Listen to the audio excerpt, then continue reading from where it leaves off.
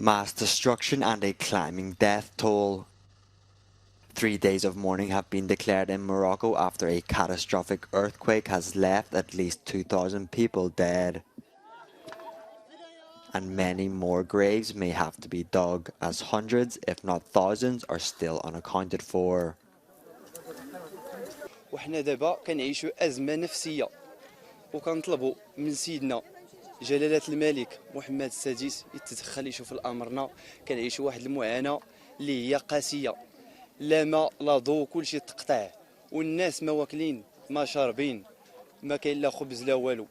The King Mohammed VI has ordered the immediate creation of an interministerial commission to organize relief, aid, care and restoration. Residents of remote villages say they have no water, food or electricity.